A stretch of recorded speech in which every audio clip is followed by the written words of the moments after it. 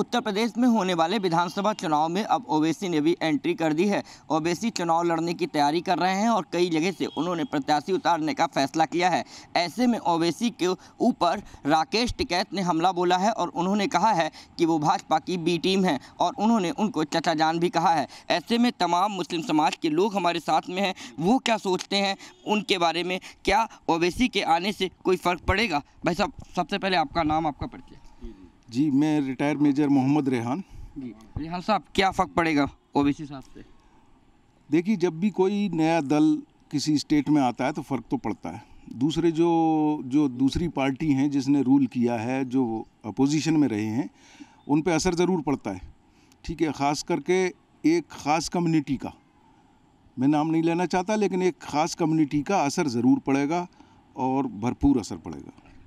हैदर जी, क्या लगता है कि समाजवादी पार्टी पर ओवैसी के आने का असर रहेगा? नहीं, इस तरीके से कोई असर नहीं पड़ेगा। मुस्लिम तबका अब जागरूक हो चुका है। वो विकास की बात करता है, शिक्षा की बात करता है और अपनी उन्नति के लिए अब सोच रहा है।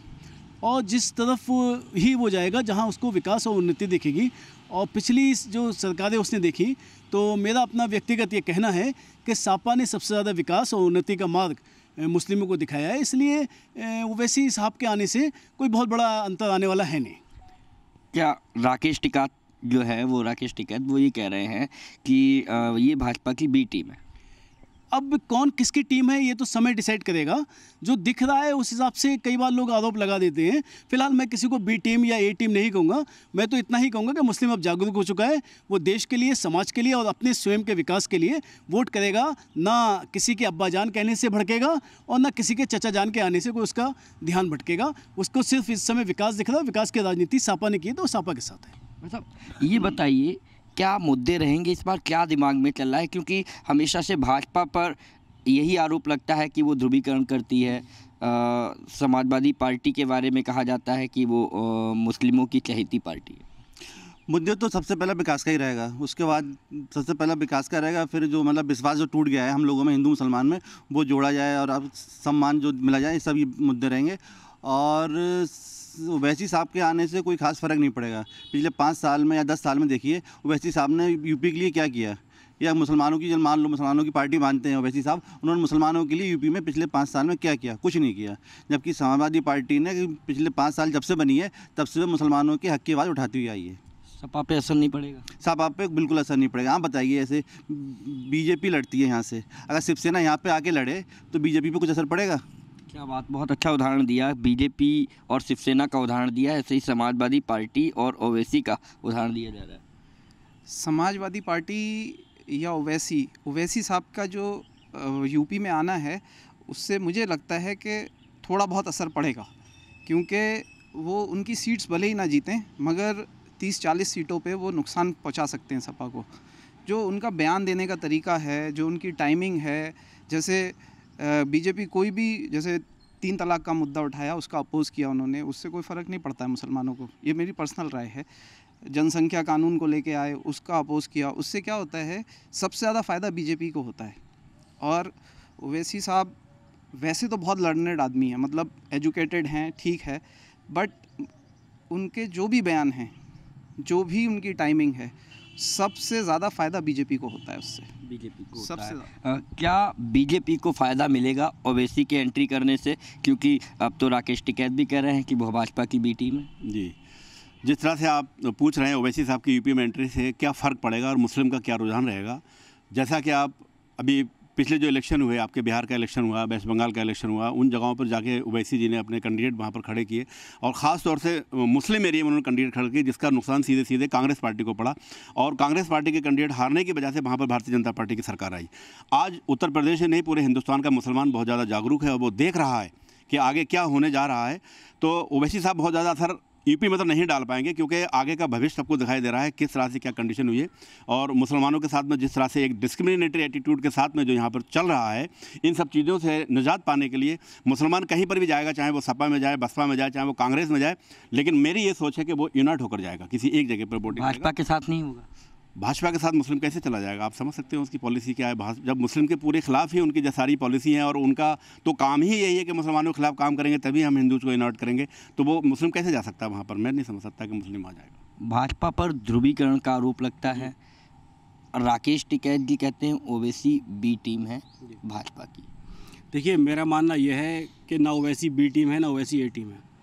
ओवैसी साहब एक बहुत एजुकेटेड आदमी है, हम इस बात को मानते हैं, लेकिन जो उनकी टाइमिंग रहती है एंट्री की, जैसे बंगाल में रही, बिहार में रही और अब यूपी में एन चुनाव के वक्त 2017 से जब योगी जी की सरकार बनी उसके बाद से लगातार अल्पसंख्यक समुदाय जो है उसके साथ एक भेदभाव का रवैया रहा है। ओवैसी साहब उस वक्त नहीं बोले, 5 साल में अपने संगठन को मजबूत कर सकते थे। 5 साल पहले अगर वो एंट्री करते तो शायद थोड़ा बहुत फेवर वो हम लोगों का ले लेते।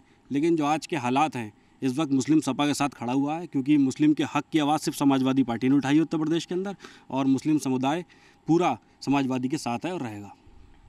क्या लगता है कि इस बार यूपी में समाजवादी पार्टी की सरकार आएगी? क्या ओवैसी के आने से कोई फ़र्क नहीं पड़ेगा या फिर एक बार फिर से योगी जी की वापसी होगी? देखिए, मैं एक खिलाड़ी हूँ, नेशनल खिलाड़ी हूँ, नेशनल एम्पायर भी रहा हूँ। मैं अपने व्यूज़ के हिसाब से बताता हूँ कि ओवैसी साहब particular as a person nice man, law के ज्ञाता है, अच्छे, सब कुछ है इस चीज़ के लिए, मगर जो उनका पार्टी का हिसाब किताब रहता है वो थोड़ा सा एक्चुअली बीजेपी को प्लस करने का हिसाब रहता है, जिसकी वजह से ये सब चीज़ें उठ रही हैं। टिकैत जी ने भी कह दिया है, भाई टिकैत जी ने क्यों कहा है, इसलिए कहा, उन्होंने भी जो चीज़ एक्चुअल देखी है वही चीज़ कहा है ना इसके लिए। और बीजेपी की जो राजनीति है, हिंदू मुस्लिम को बांटना, एक दूसरे से अलग करना, वो आज की डेट में जितना भी वोटर है वो सब ये चीज़ जान चुका है। तो मेरे हिसाब से तो बहुत इस बार बीजेपी का परसेंटेज ऑफ वोट गिरेगा, और जो जितने विकास कार्य बीजेपी ने दिखाए हैं इधर, उनके कोई विकास नहीं है।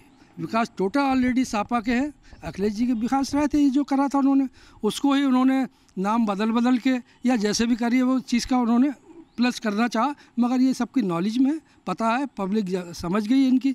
जो त्राई इस टाइम मची भी है, जितना महंगाई है, पेट्रोल है, गैस है, और छोटी छोटी खाने पीने की चीज़ देख लीजिए वो किस स्तर पर महंगाई में पहुंची भी है।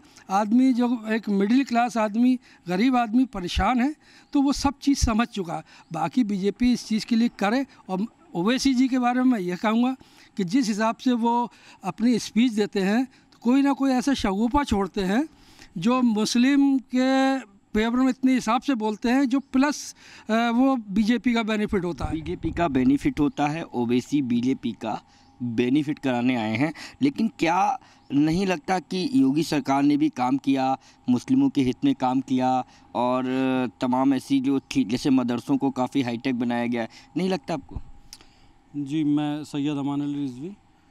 आपने जो पूछा उसके अकॉर्डिंग काम तो थोड़ा बहुत काम तो किया ही है। कोई भी गवर्नमेंट आती है तो थोड़ा बहुत काम तो वो करती है, ऐसा नहीं है कि बिल्कुल निल होते हैं वो लोग, कोई भी आएगा। लेकिन जितना विकास अखिलेश जी ने करा उतना ना ये कर पाए, ना ये कर पाएंगे अगले 5 साल में भी, क्योंकि इन्होंने बस फीते ही काटे और उसके अलावा कुछ नहीं किया। और ओवैसी के आने से फ़र्क पड़ेगा? ओवैसी जी के आने से फ़र्क नहीं पड़ेगा, मुस्लिम समाज पे नहीं फ़र्क पड़ेगा। कैसे नहीं पड़ेगा? ओवैसी जी की सभा में भीड़ तो काफ़ी जुट रही है, ऐसा लगता है कि मुसलमान जो हैं उनको सपोर्ट कर रहे हैं सारे। नहीं, मुसलमान सपोर्ट कर रहे हैं, बहुत सारे लोग जिन्हें ओवैसी जी को जो पसंद करते हैं वो उन्हें सपोर्ट कर रहे हैं, लेकिन अधिकतर लोग उनसे खुश नहीं है। खुश ना होने की वजह यही है कि जहाँ उन्होंने कदम रखा है बीजेपी को फ़ायदा पहुँचा है। मुसलमान अब अनपढ़ जाहिल तो रहा नहीं, साहब पढ़े लिखे हो गए सब। तो मुसलमान अब पढ़ लिख चुका है, वो समझ चुका है, राजनीति के बारे में सब कुछ जान चुका है, और इसीलिए ओवैसी के आने से कोई ख़ास फ़र्क नहीं पड़ने वाला है।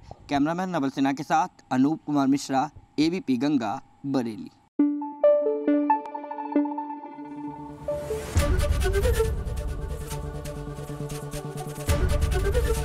ABP गंगा, खबर आपकी, जुबान आपकी।